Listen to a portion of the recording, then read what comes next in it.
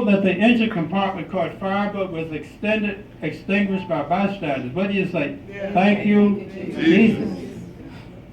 And I was trapped in that little car. They say it took 45 minutes to get me out for the jaws of life.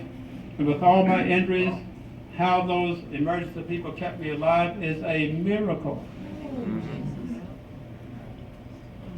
But I recall Psalms 23 says what? Yea, though I walk shadow of death, through the valley of the shadow of death, thou art with me.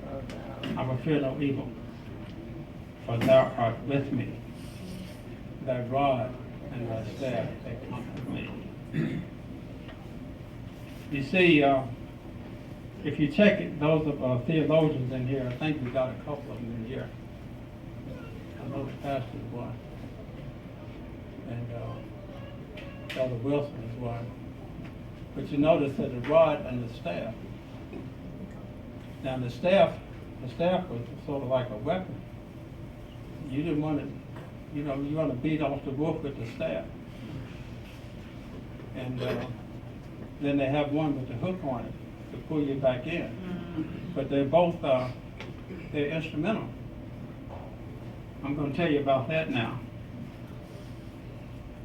One thing I found out, and I know that when man reaches his extremity, then God takes his opportunity.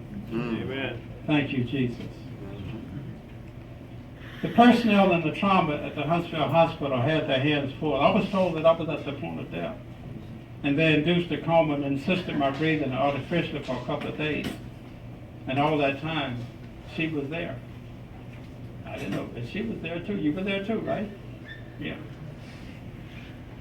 I'm told that they did this because they wanted my body to have the energy so that it could just survive, And for 2 days or more, I teetered between life and death. I was in the intensive care unit for the better part of 10 days, and while all this was going on, I knew nothing about what was going on. After about 2 weeks, as the days wore on, I realized that I had been in a terrible wreck and that I had survived with my life intact. Thank you, Jesus. I also realized that when people came to see me, that I recognized their faces and I called out their names, and I knew then that my memory was intact. However, I was somewhat bewildered when people kept coming and saying, "You look good." Amen. With emphasis on good.